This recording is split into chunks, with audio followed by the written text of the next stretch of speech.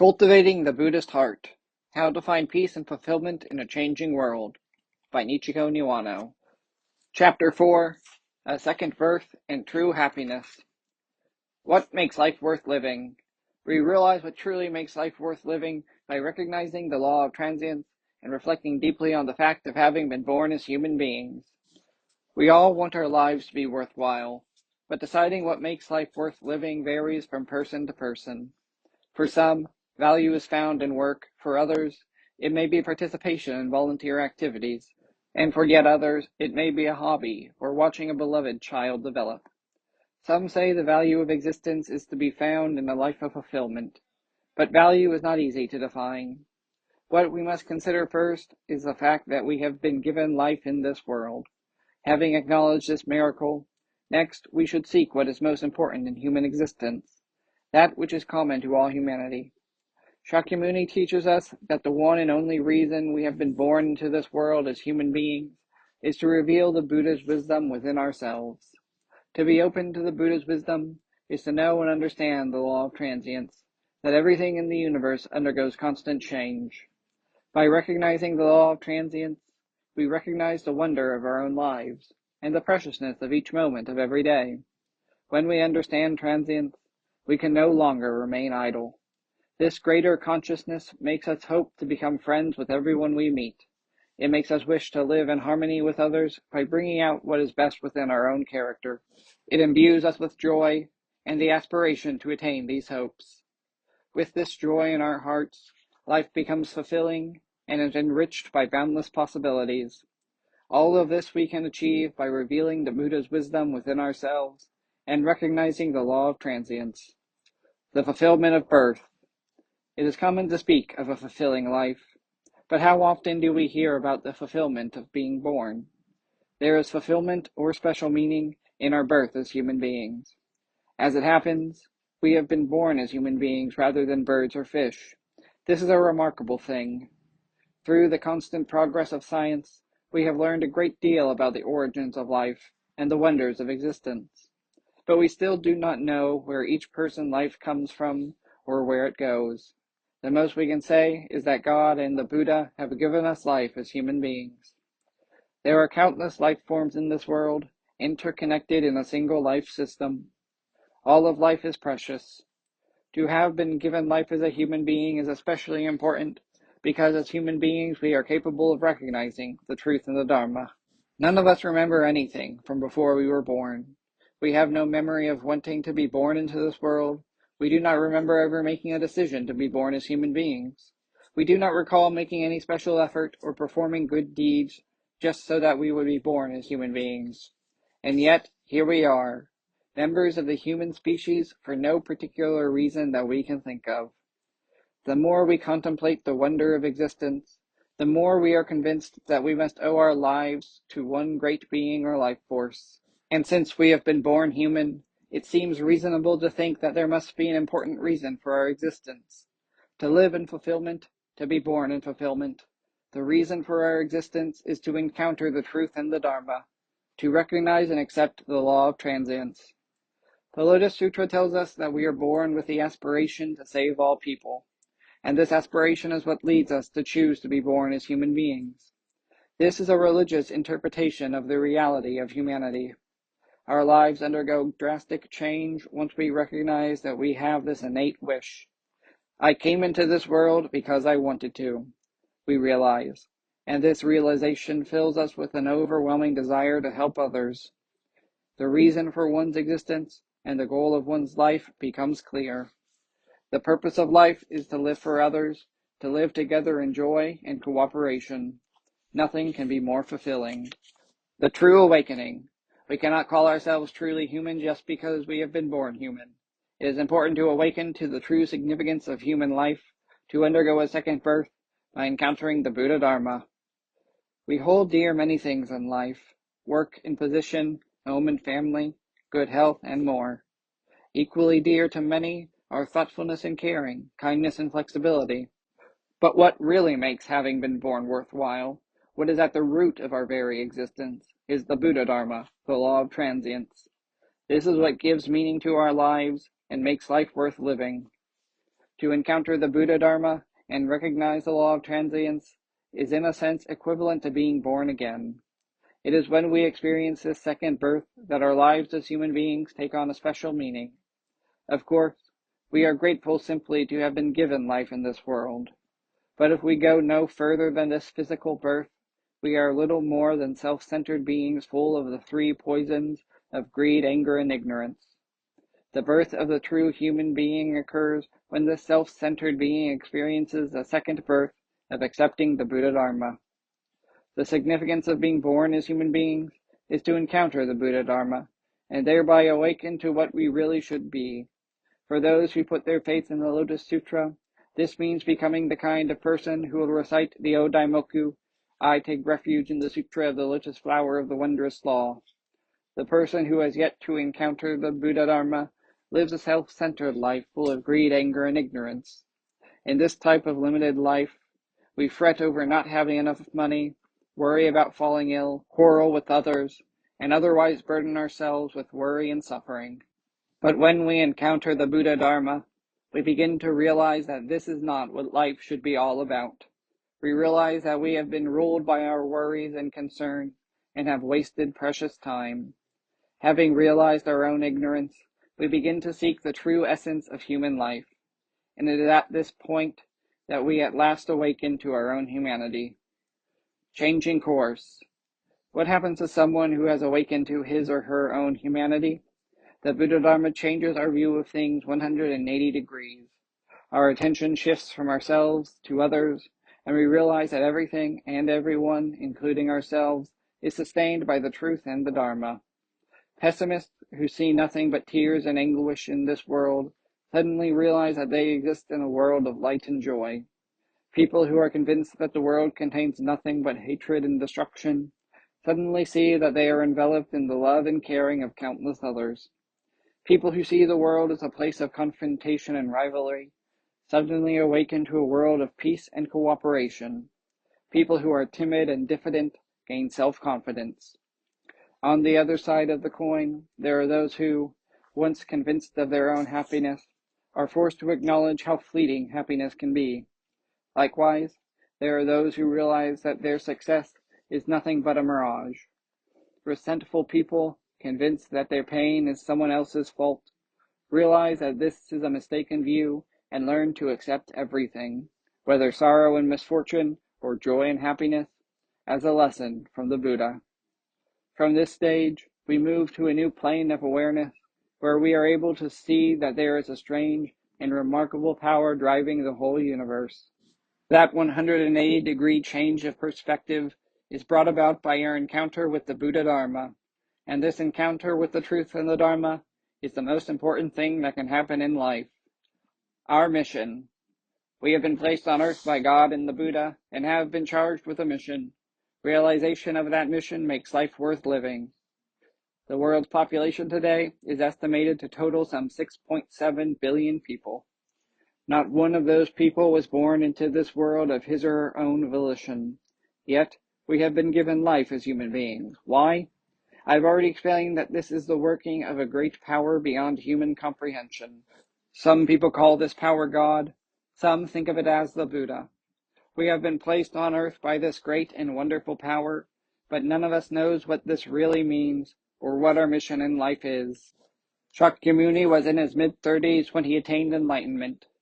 A look at history will show that many of the great people of this world were nearly halfway through their life before they awakened to their mission in the world. It therefore seems reasonable to conclude that we too will not know why we have been born until we have had some experience of life with all its vicissitudes. Chapter 2 of the Lotus Sutra, Tactfulness, declares that the Buddhas, the world-honored ones, only on account of the one very great cause appear in the world. If we think carefully about this passage, it becomes clear that we too have been made to appear in this world by the one very great cause, in order to realize the Buddha's vow that all living beings be made aware of the true wisdom that he had attained. Those of us who have encountered the Buddha Dharma learn from it and endeavor to convey the Buddha's teachings to others. We have been born into this world to realize the Buddha's vow. That is our mission in life, and we are filled with joy and thanksgiving from the moment that we become aware of it. The Buddha spirit, his prayer for this world, is contained in the Lotus Sutra. What is this spirit, this prayer? It is that the world may be transformed into a pure land. The Buddha's decree. After attaining enlightenment, Shakyamuni spent the remaining 45 years of his life traveling far and wide to preach the Dharma. Never did he seek his own peace. By following in his footsteps and concentrating on his words, we can see that his greatest desire was to create a pure land in this world. The Buddha decreed that we who endeavor to follow his way must strive to build the pure land he envisioned. That is his teaching and the mission he entrusted to us. It is our belief that world peace can be achieved through dissemination of the Buddha's teachings. Like the Buddha, we must begin with ourselves. Our ultimate goal is to bring peace to our society, our nation, and the world, but the starting point is our own peace and the peace of our families. I may seem to be implying that the mission has been given only to those of the Buddhist faith, but that is not so. Rather, we of the Buddhist faith must move to the forefront and follow the way to achieve world peace. The Buddha's prayer includes all humanity, not just Buddhist believers. To achieve lasting world peace, we must start by sharing our awareness of the truth that is universal with all humankind. We must overcome narrow national, ethnic, and religious boundaries. Peace draws closer with every individual who awakens to his or her mission in life. The way to happiness. To realize the preciousness of life, to give thanks for the gift of life, and to devote oneself to serving others, that is the way to happiness. The road to happiness, the way to a fulfilling life, is to recognize that everything is transient and to realize the wonder of being alive. There can be no true happiness, no matter how healthy we may be, no matter how wealthy or famous, without acknowledging the preciousness of life, without giving thanks for being alive. There are two requirements for being happy. One is to become someone who can express gratitude. Begin by being thankful for having been born as a human being. Awaken to the value of your life, and you will realize that the lives of others are equally precious. Giving sincere thanks becomes easy and natural. You will find yourself saying thank you for the smallest favor. No ego is involved in the act of thanksgiving. Giving thanks is an act of selflessness that allows us to bond with others, that fills us with the warm glow of happiness. View the events of the day in a Buddhist context, and you will find much to be grateful for. Look inward, feel how the Buddha has given you life, and you will be filled with grateful contentment. The second requirement for happiness is to give joy to others. To commit yourself to the Bodhisattva practice. Begin with the people that you encounter every day. Making someone else happy will make you happy. You will share in each other's joy. If you cannot bring joy into the life of another, you will not find joy in your own life. Begin by thinking of others, and you will discover your own true happiness. Living the Bodhisattva way is easy once you recognize how precious life is. You will find joy in serving others. In fact, serving others is what will make your life worthwhile. Why is happiness to be found in living the Bodhisattva way? Because the ultimate satisfaction in life, the epitome of being human, is to forget the self in service to others. Become someone who can give thanks. Become someone who can give joy to others. These are the most important factors in finding true happiness. You can find true happiness and meaning in your life right here and now. Awaken to the law of transience, be grateful for the life you have been given, and pray that you will be able to bring joy to others. Live every day to the fullest. Each day will be happier and more satisfying than the day before. Normal life and normal happiness. A koan is an enigmatic exchange between a Zen master and a disciple that provides a glimpse into Buddhist truths. One of my favorites is the following exchange between the Zen master Chaocho Tsungshen and one of his disciples. Master, what is the first principle of Buddhism? Have you eaten? Yes, master, I have eaten. Did you wash your bowl? Yes, master, I washed my bowl. That is enough. It is hard to see what lesson is being conveyed in this brief exchange, but in fact, there is a very important lesson to be learned here. What is the first principle of Buddhism? What is the most important thing in Buddhism? When the master asks, "Have you eaten?" he does not want to know if your belly is full. Rather, he wants to know if you have eaten with thanksgiving. To enjoy food, you must be in good health. Do not forget either that the food you eat represents the blessings of nature and the hard work of many hands. Eat with thanksgiving for all that your food represents. The master's next question is, did you wash your bowl? He is asking more than whether you have performed that simple act. He is asking if you have washed your bowl with thanksgiving for the food it contained. This koan is a lesson in Buddhist thanksgiving. Give thanks for your good health and for the food you eat, and show your gratitude by washing your bowl. This is the essence of Buddhism, and pertains to every aspect of daily life. Give a cheerful reply when you are called. Say thank you when someone is kind to you. Lend a helping hand when someone needs it. Apply yourself wholeheartedly to the role and to the work you have been assigned. This is what the koan teaches, and this is what pertains to every aspect of life. That is what is normal for human existence. Do what is normal, and you will not only make yourself happy, you will also bring joy to those around you. Benefit yourself and others. The greatest joy is to give meaning to the lives of others. If we benefit others, we benefit ourselves. This is nothing but the manifestation of the virtues of the Buddha. In other words, both benefiting ourselves and benefiting others are perfected in the virtues of the Buddha. To save ourselves, we must have compassion for others. We must strive to show people the truth and the Dharma. We know in our innermost being that we cannot be happy with our own salvation if there is no salvation for our families and friends, or indeed for all humanity. That is the spirit of benefiting others, and all of us wish for the salvation of everyone else. That is why we find such joy and satisfaction in the Buddha Dharma, which shows us the way to salvation for the self, for others, and for all people.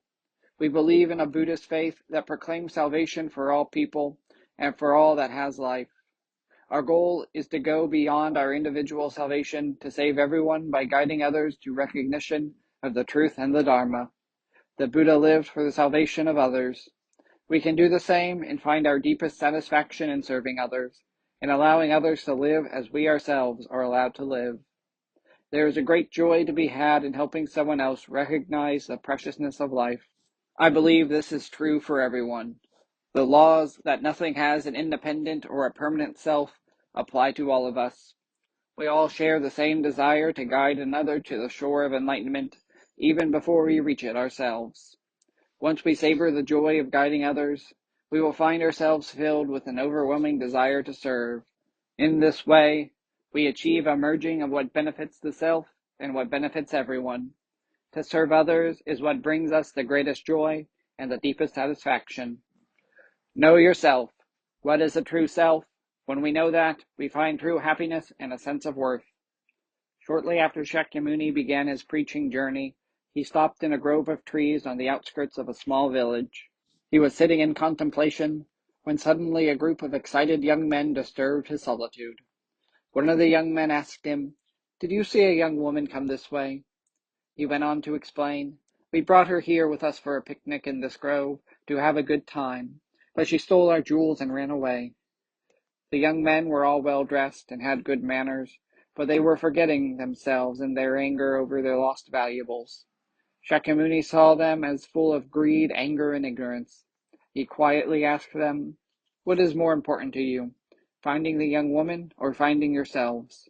Suddenly, brought back to his senses, one of the youths replied, "I think finding myself is more important." Shakyamuni bowed his head and motioned the young men to seat themselves around him. He then began to preach. The young men had been fretting and thinking only of retrieving their stolen property, but this just proved how little they realized what was really important. Blinded by their selfish desires, they could not see what was right in front of them. That is why Shakyamuni chided them by saying, "Which is more important to you, finding the young woman or finding yourselves?" The Buddha's lesson to the young men applies to all of us. We rush hither and yon, our feelings swinging between pessimism and optimism. Like the young men chasing after the young woman, we have lost sight of our real selves. We do not have confidence in our own being. We are not truly independent. Here is another example of the Buddha's wisdom. A disciple complains, "Half a year has passed since I entered this temple, but Master, you have taught me nothing." The Master replies, How strange! I have been teaching you every day. The disciple should have been observing the master carefully, studying his every word and deed. That is the only way the disciple could become truly independent. Each of us possesses a precious life. We are all unique and irreplaceable individuals. The person who can fully manifest this is the person who has achieved independence. In Buddhism, as in the arts, what ultimately matters is oneself. We must first know ourselves if we are to achieve our independence. In general, the idea of knowing oneself is considered in a relative context. For example, corporate heads and business executives are fond of quoting the words of the ancient Chinese military strategist Sun Tzu. To know your enemy as you know yourself assures you of victory in 100 battles. You cannot achieve victory if you do not know your own power and the power of your enemy. The world of business is one of daily competition. Knowing yourself is essential if you are to compete successfully. The self of Buddhism, though, has a deeper meaning than the self as we usually think of it. We can define self by a person's title and function, for example, a person's position in a company or role as a parent. These are relative perceptions, however, that can change depending on circumstances. Buddhism assumes an absolute self that transcends the relative self. Our goal is to know this true self, and the way to know the true self is through recognition of the Dharma. To learn the way is to learn the self. The Zen master Dogen is known for these famous words about the self. To learn the way is to learn the self, and to learn the self is to forget the self. Here, to learn means to follow an example. To learn the way is to learn from Shakyamuni, to follow the example of Shakyamuni. The Dharma that Shakyamuni imparted to us enables us to learn how we should live. To learn the self is to complete the self through recognition of the Dharma. To learn the self is also to forget the self. This is not the small self of myself or yourself. Rather, it is the self to which Shakyamuni was enlightened. We tend to perceive the self as a composite of the experiences, knowledge, and personality that we contain within our own being. But the self Shakyamuni discovered is not as small as that. The Lotus Sutra quotes Shakyamuni as saying, "Now this triple world, all is my domain." The entire universe and everything existing within it is the self that Shakyamuni discovered in his enlightenment. That is the universal and infinite self. In contrast, the self of our being is a self that eventually must disappear. That is what is meant by the phrase, to forget the self. How then can we experience Shakyamuni's infinite self? The first step is to recognize the law of transience. Our individual lives are limited, but when we view our lives in the light of the law of transience, we realize that those lives are part of a greater life cycle of repeated birth and death throughout eternity. Because we are part of this eternal life, our own individual lives are also eternal. The universe is one great life in which all lives are connected. We are therefore one with the universe. In Buddhism, to know the self is to go beyond the physical and mental individual self, to know the self that is one with the great life of the universe, the absolute self that cannot be compared to any other. We glimpse this self when we accept that we live eternal lives and are one with the universe. All this comes into clear focus when we recognize and accept the law of transience. We are able to see the true self, we become truly independent, and we are truly born the moment we recognize that law. We can change ourselves. Watching what other people do, we tell ourselves we would never behave that way, viewing ourselves as totally consistent. In truth, however, we shift this way and that in response to the conditions that happen to impinge on us. Even when we wish to follow the Buddha's way steadfastly, the causes and conditions we meet with stir up the three poisons of greed, anger, and ignorance. Paradoxical though it may seem, we are not so narrow as to do only good. We have the breadth to do evil, too. In short, we have boundless potential for both good and evil. To see oneself this way is to know oneself. We may judge ourselves by our own narrow yardsticks, concluding, for example, that we are worthless, but that is not all there is to us. Some people, after all, highly approve of those who are always diffident. Thus, we can know ourselves as we truly are only by looking at ourselves holistically.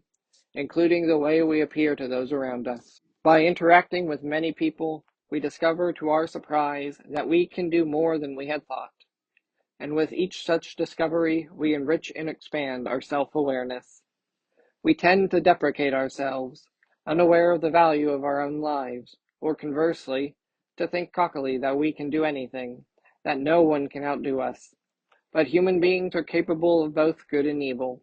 No one in the world can claim that he or she alone is absolutely right. By the same token, everyone has an essential role. That is why it is so important to scrutinize ourselves constantly in the light of the Buddha's teachings. Realizing our inadequacies. When someone harshly points out one of our personal flaws, most of us tend to react emotionally. But if we can accept such criticism as having allowed us to become aware of another of our inadequacies, it can lead to unexpected joy. If we can reflect that our swift anger at being criticized shows the strength of our ego, criticism becomes the voice of the Buddha, and we can gratefully revere the critic as the agent of self-improvement. If we can accept the things that happen around us and our encounters with other people with this kind of flexibility, everything and everyone becomes precious. At the same time, we come to understand our own immaturity and foolishness. Honen, the founder of the Jodo Pure Land sect of Buddhism, was deemed the wisest man of his time, and yet he referred to himself as the foolish priest Honen. And Shinran, a disciple of Honen and founder of the Jodo Shin True Pure Land sect, called himself Gutoku, or ignorant bald-headed one. Prince Shotoku, too, characterized himself as foolish and inadequate. All were saying, in effect, that no matter how highly society evaluated them, they saw themselves as the most foolish of men. In short, they denied themselves. I imagine they referred to themselves in such self-deprecating terms because the more they studied the Buddha's teachings, the more deeply they felt the inadequacy of their understanding. We human beings are full of self-centered delusions, but when we take refuge in the Dharma, we can efface ourselves. We cease to pride ourselves on our power and stop behaving arrogantly. With gratitude for the life we have been given here and now, we approach each encounter every day with humility. And when we come to know our inadequacies, we understand that we are sustained by a great life force that far transcends our petty selves. We realize that we live in the very midst of the realm of the truth and the Dharma. Realizing the preciousness of this life bestowed upon us, we find the resources to live with serenity and ease. Thus is the realm of self-affirmation revealed. Putting oneself in order. Shortly before his death, Shakyamuni admonished his disciples, "Make the self your light, make the Dharma your light."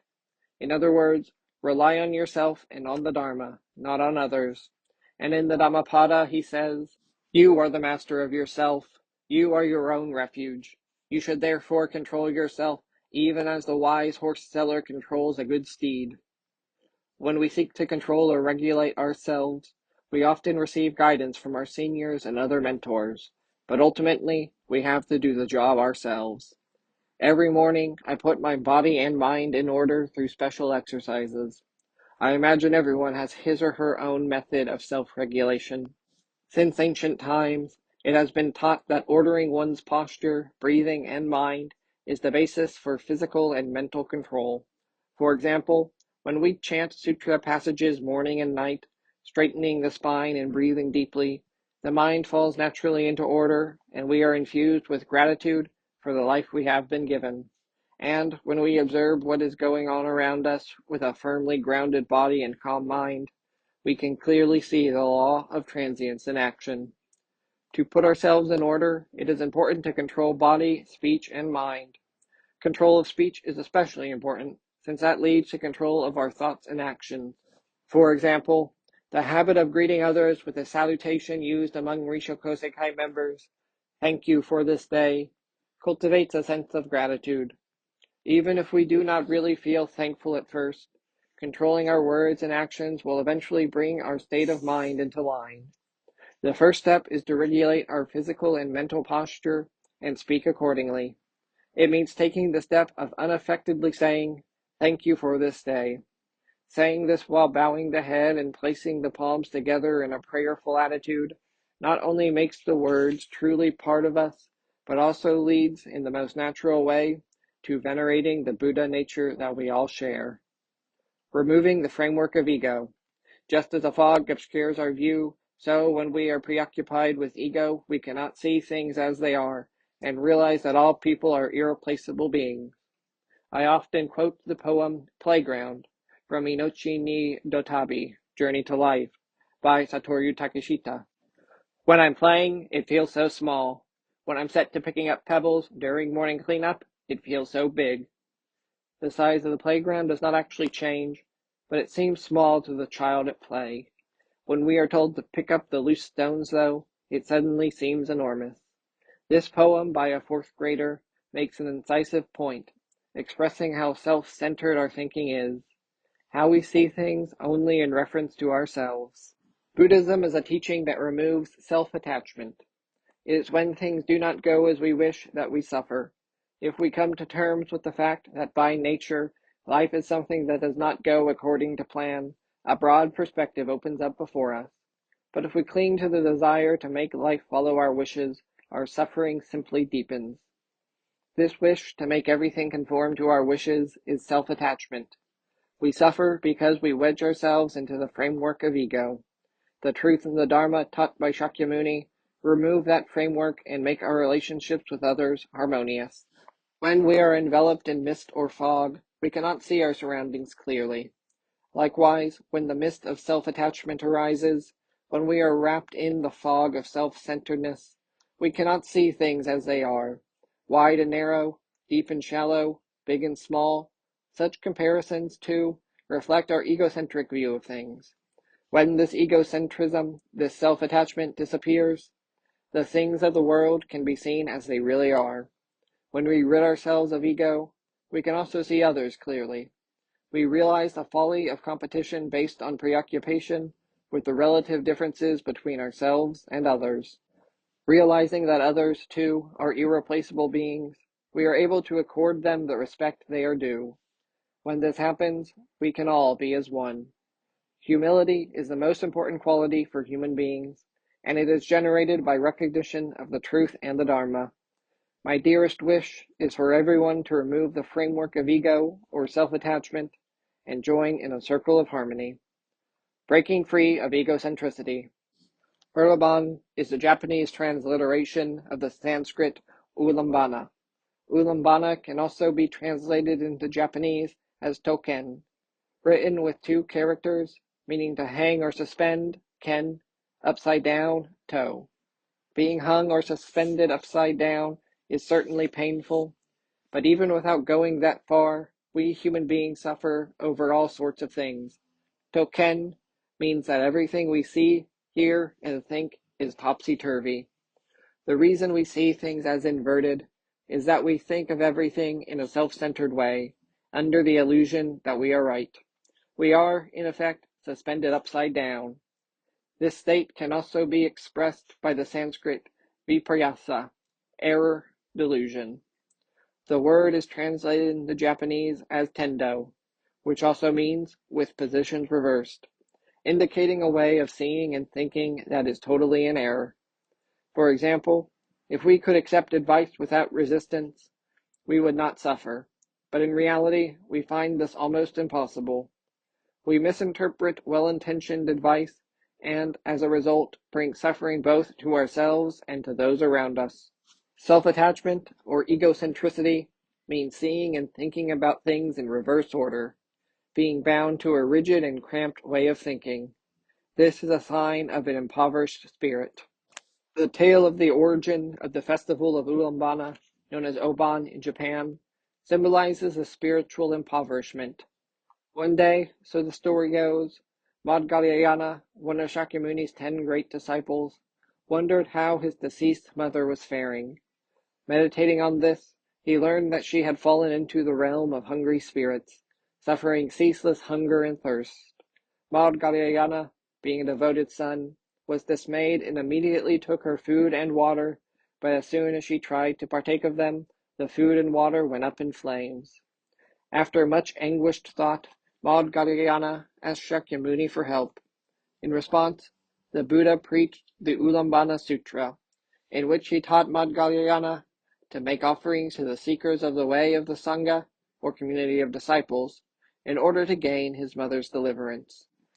Maudgalyayana blamed himself for his mother's plight, reasoning that if he had not existed, his mother would not have committed the sin of clinging greedily to her precious son.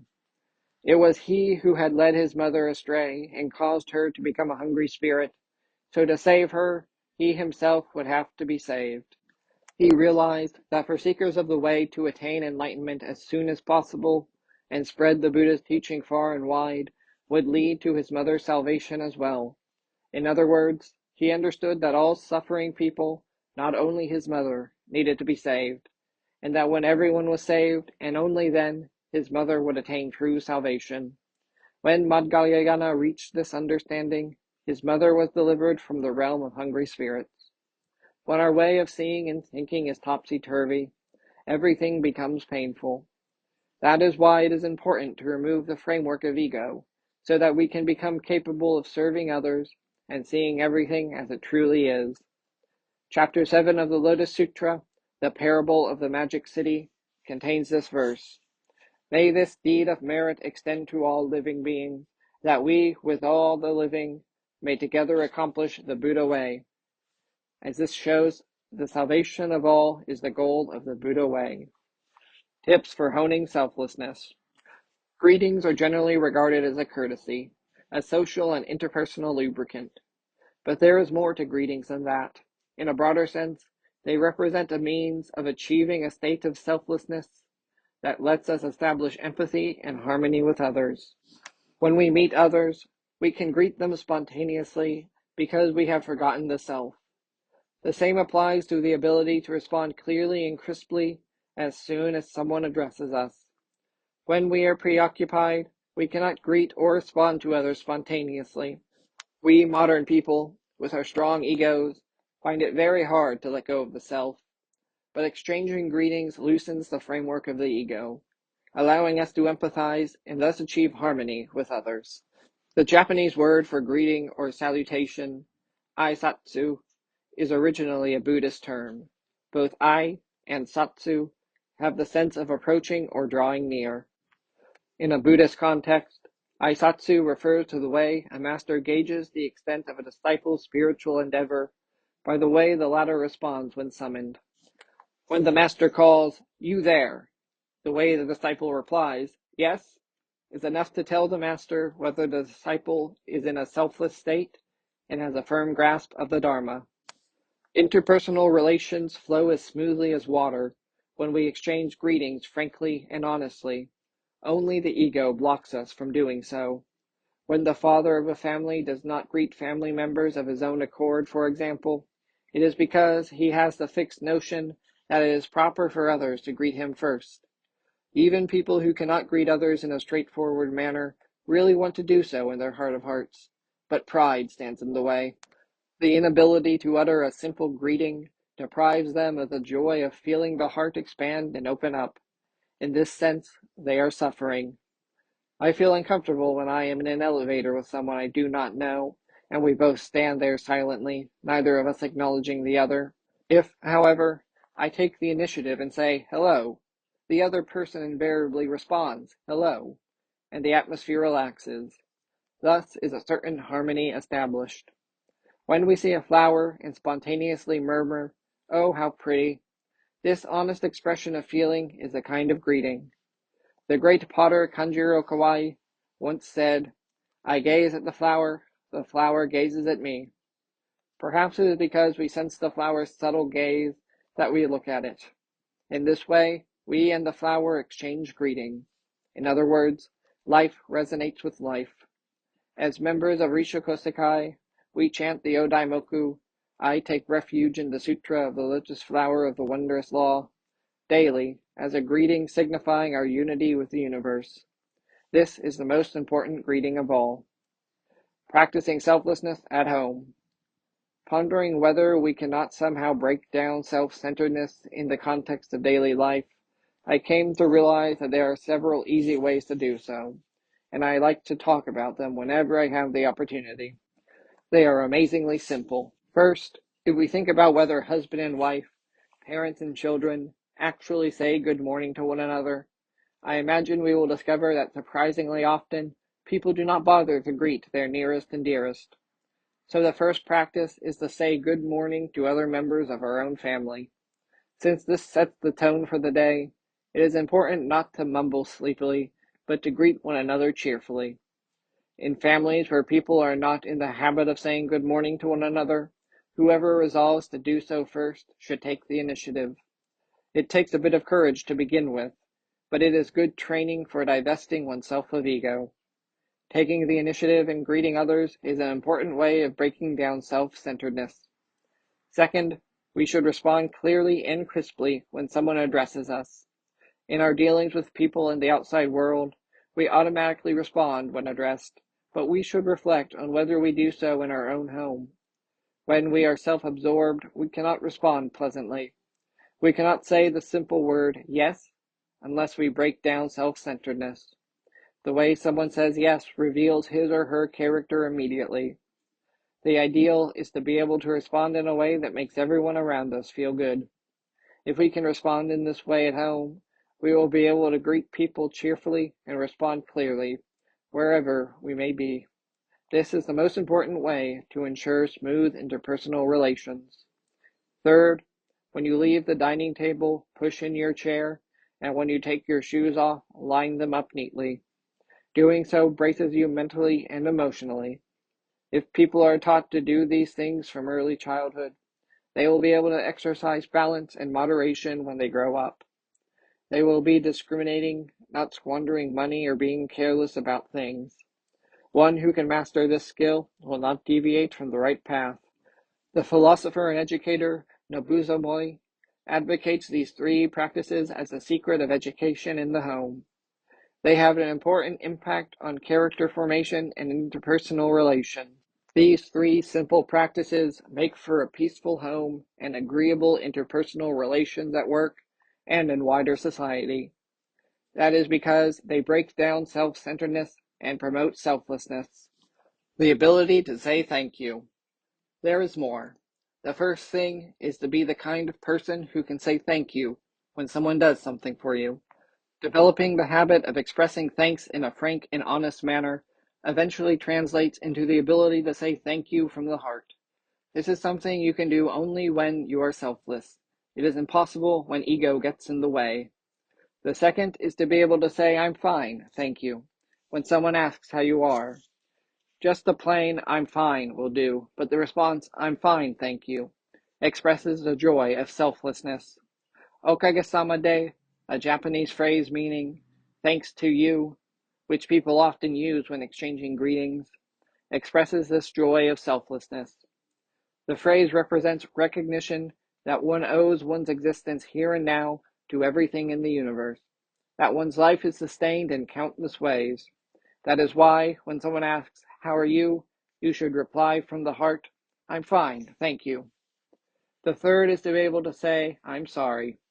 No one is perfect, we all make mistakes. When we slip up, we need to be able to say we are sorry frankly. It is when people have committed a blunder that self-pride is most liable to come to the fore. Saying one is sorry is a shortcut to stripping away the ego. Buddhism teaches the importance of self-reflection and repentance. Put simply, saying sorry comes from repentance. Striving to become someone who can honestly say thank you, I'm fine, thank you, and I'm sorry is an everyday way of stripping away self-centeredness.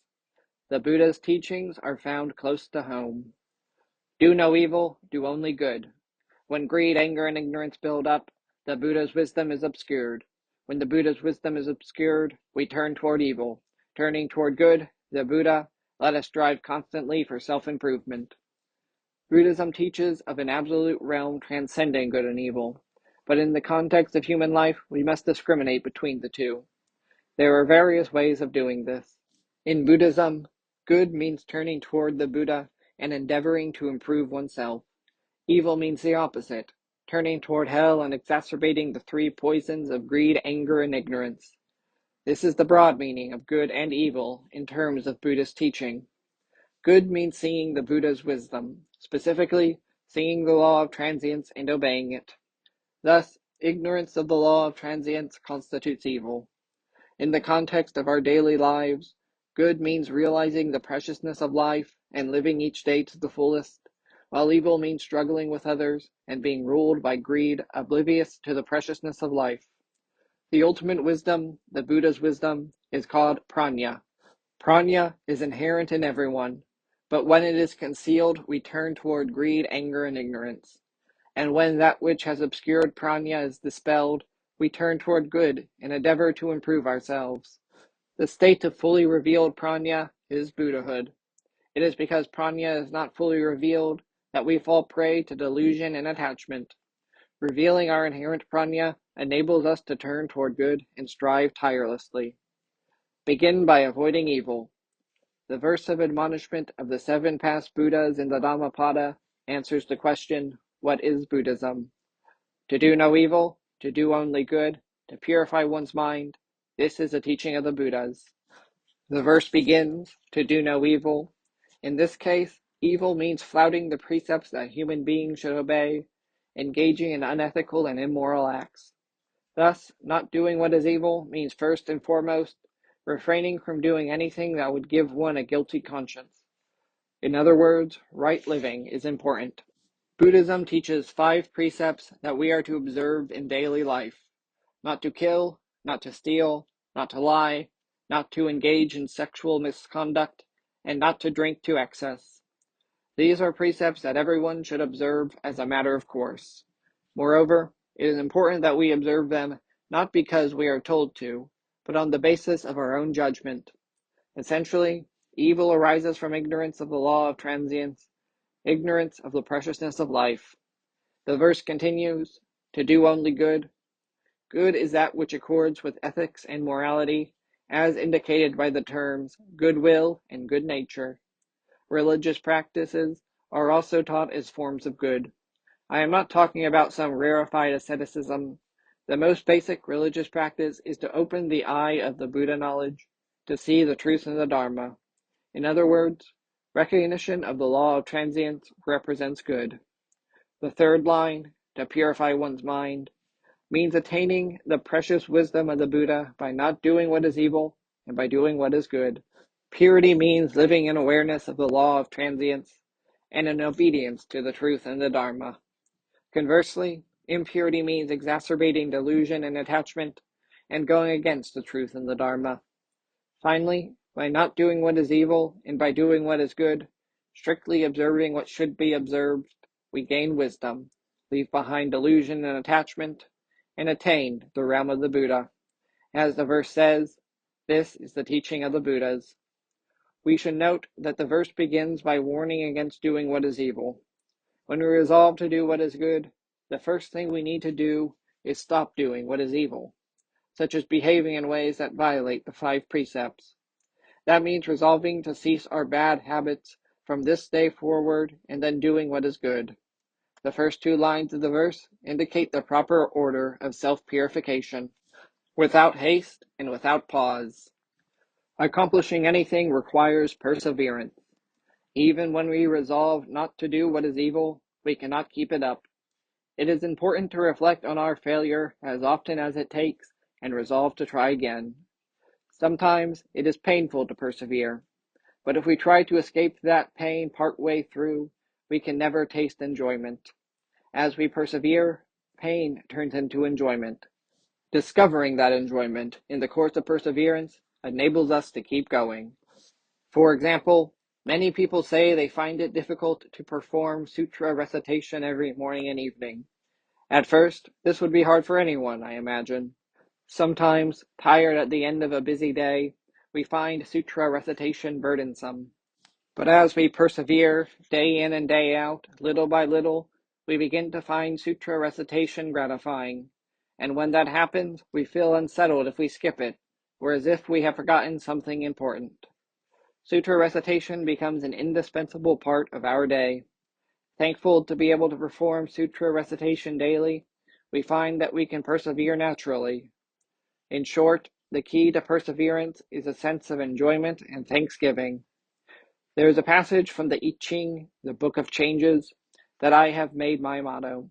The movement of heaven is full of power. The superior man never slackens in perfecting the self.